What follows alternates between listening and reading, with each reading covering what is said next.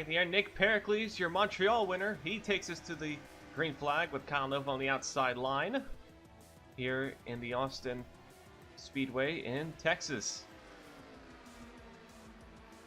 Pericles gets a good start. Here comes Mikael Dahlstrom, who started in the 3rd position, now looking for 2nd position on Nova.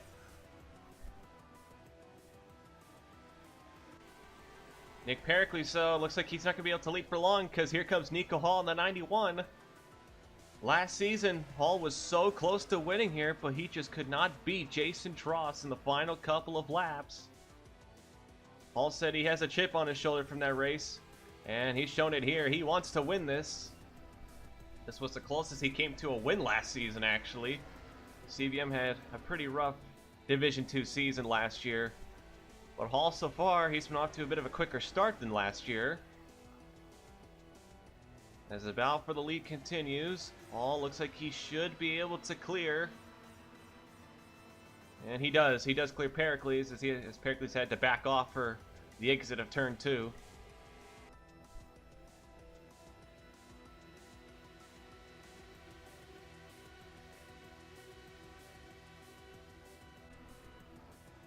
Look at the rest of the top 10. You can see 3rd through 10th are pretty much battling here, trying to get their way forward. Nick Pericles still in 2nd place. That's the 2nd place car that they're trying to catch. This track is somewhat multi-groove if you know what you're doing. If your car's set up to be on the outside line, it can work. Mikael Dahlstrom and Sebastian Mendez, to the DLI cars running in the top 10. John Arndt, you can see in the 05, this is his home race. Trying to give a good showing to the Texan Audi guys. As Texan Audi Motorsports, this will be their home race as well. Corey Williams, he is sandwiched between 2 Sydney Motorworks cars. Whoa! Corey Williams in the 2nd Roush car. He's not going to appreciate that. He comes back up into Axel and into the 17 of Jeff James and the 86 of Alex Morgan, and that will bring out the first yellow.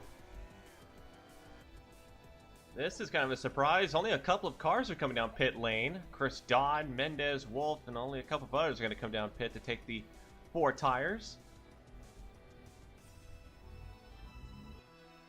Nico Hall gets a great jump in that 91 car. He launches off into a 4-car length lead before he even gets to turn 1. He did not pit. You're going to have to pit, I believe, 1 time, so we'll see how this goes. They're going to be on older tires, so we'll see how those cars who did pit, how fast they can move forward. But Hall with a good start. Looking for 2nd place is Kyle Nova in the 04 car. He actually got pole position in the Top Series here last year, but did not really perform well in the races, but he's giving it all he's got here, trying to beat Pericles. The Fingai Saitomi car has been kind of off to a bit of a slow start this year, so they're trying to see if they can get a good run here in Texas. But Pericles fighting really hard on the outside line, making it work. And here comes the 26 of Mikael Dahlstrom. Cooper Cyron has been close to winning the last couple of rounds, but he just has not been able to seal the deal. He looked like he was going to win Montreal, then Sky Roush got in the way, and Torres and Pericles just shot right on by him like it was nothing. And he finished 2nd to John Arndt, who's right next to him at Indianapolis. So Cyron, I mean, good finish to start the year off, but I'm sure Siren's eager for a win. We got some dirt on the racetracks. I think some might have gone off track. We're being told the Dutchman, Robert Piet, whoa, good save by the SkyTech driver. He does save the car. He got hooked by the 03 of Henry Sanford, has to make the merge. Ernesto gives him the room he needed. Jason Trost won here last year in the Division II round, and here in Texas, and he's just been off to a really slow start. This 36 car has just not been looking good. He's been running outside the top 20 most of today. we were told that this 36 team also, by the way, they brought their own setup from last year, and they brought it over, and I guess it just didn't convert well to this year. So, Trost, they got some work to do, and they don't got much time to do it. These races are quite short. It's hard to make a comeback. 3-car battle for the lead is Matthew Fuller with a bump and run to the 04 of Kyle Nova. That was bold, and yikes, Hall, his lead closed up really quickly. Nova was on the move, and so was Fuller apparently. And Fuller just shoved him out of the way like it was a short track. Well, some of our oval racing fans will probably be fans of that move, but here comes Fuller now. He has big momentum off turn 2. He wants the lead from Nico Hall. Will he do the same move to Nova? No, he doesn't. He's a little bit more cleaner about it. And Fuller trying to go by him, but Hall holds him. Well, one CBM leads, one hangs around in the 7th place position. In the 7th car, that would be Aidan McIntyre, the Scottish driver. McIntyre, he is a British touring car driver who decided to make the transfer over to the Division 2 series this year. He's kind of had a tiny rough start. He had a solid run at Indy and got into Kyle Nova at Montreal last week, which cost him a couple positions. So McIntyre, he's never really, this is his second oval race in his whole life, so he's been trying to hold on the best he can, and a top 10 res isn't that bad. Oh, we got trouble. Luca Fontana spun around. Looks like contact from Amy Shelley, and please nobody hit him. All right, Luca Fontana, he's into the wall with right side damage.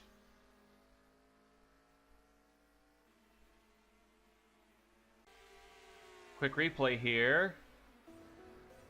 Ooh, Fontana comes up to block the 74 from making a move, and Shelley just decided not to back off. She didn't really have to there.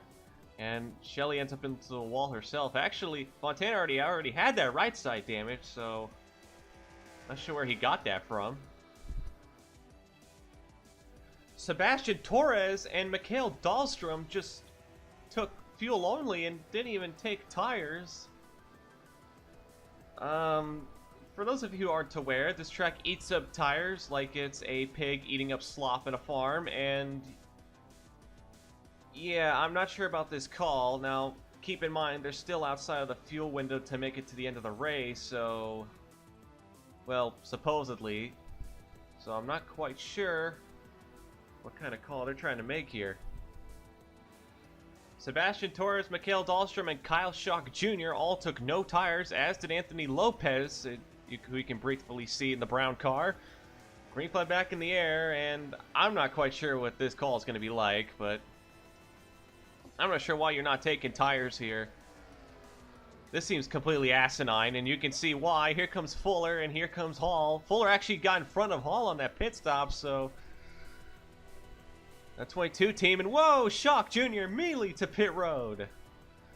What is that about? But here comes Fuller with a huge head of steam on the outside line. He's going to fly right on by Dahlstrom, and now he's going to make the move on Torres. Hall on the outside of Dahlstrom as well, trying to make the pass. Fuller not able to go by Torres just yet. I think he's going to pull out off this exit.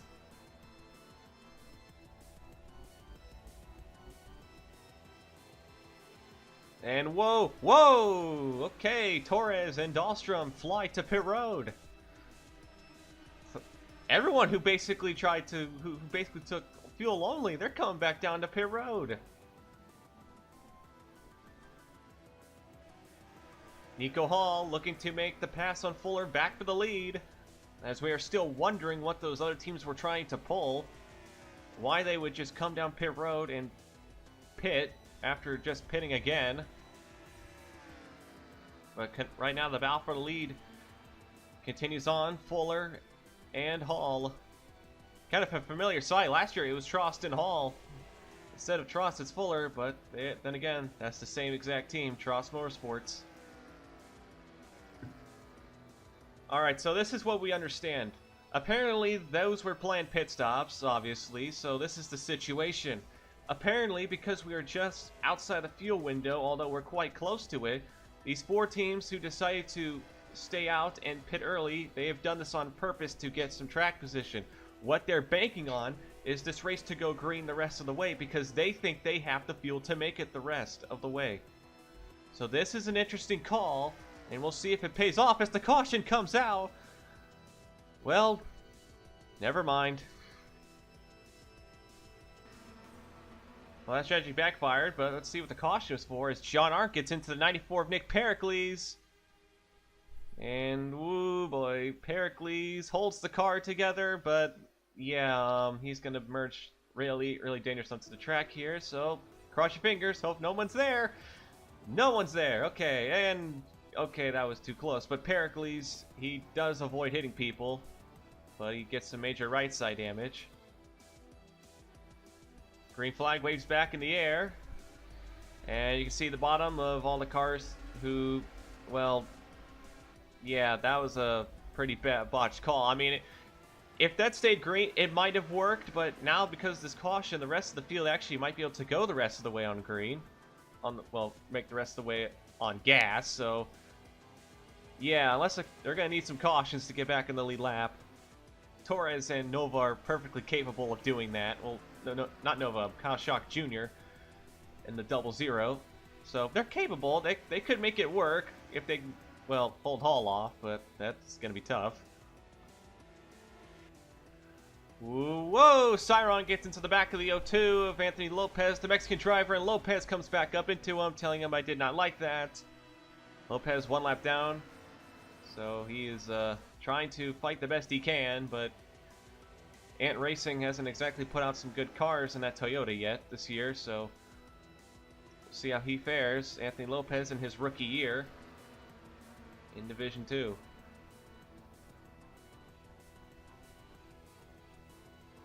Battle for second place as Cyron trying to go past Matthew Fuller with Aiden McIntyre pushing him. Hall putting some space in between these guys. He's getting the lap cars behind him actually.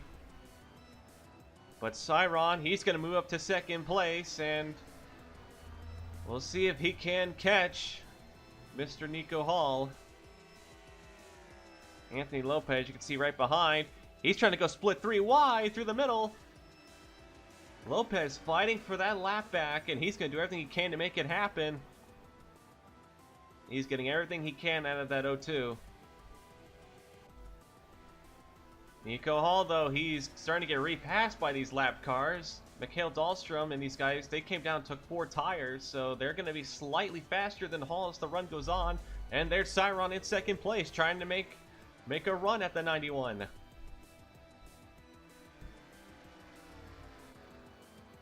Five laps to go here. Cyron pushing the 00 of Kyle Schock Jr., trying to see if he can get him to go past Hall and make a hole so that he can go by. But Cyron with a bump to Schock Jr., and he's going to just go ahead and make the pass himself and may try and make a pass for the lead with just under 5 laps to go.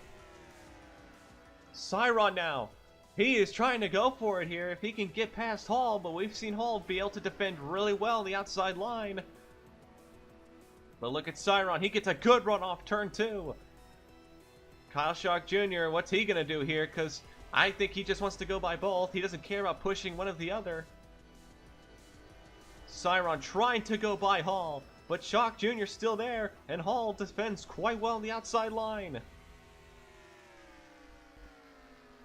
Coming to 2 to go is Hall. He has trouble getting off the exit of the corner, and Cyron gets a great run off turn 4 to the start-finish line. 2 laps to go.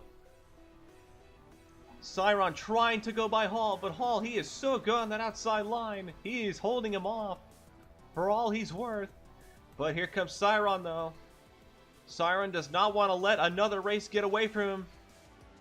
But here comes Schock Jr. on the outside line. He's going to make the pass to the outside on Cyron. And now look for the pass on Hall. Coming to the white flag, Nico Hall. He does not want to let this one to slip away either. And it looks like Cyron's going to have to tuck in behind Schock Jr. And he's going to fall several car lengths behind. Kyle Schock Jr. getting involved in a battle he probably had no business being in, but right now he's Nico Hall's best friend. Coming to the checkered flag off of turn 4. Nico Hall is going to redeem himself from last year. He will win here in Texas and holds off Cyron, who will finish second again. With Eric Wolf, I believe, rounding out the podium, he climbs up to third.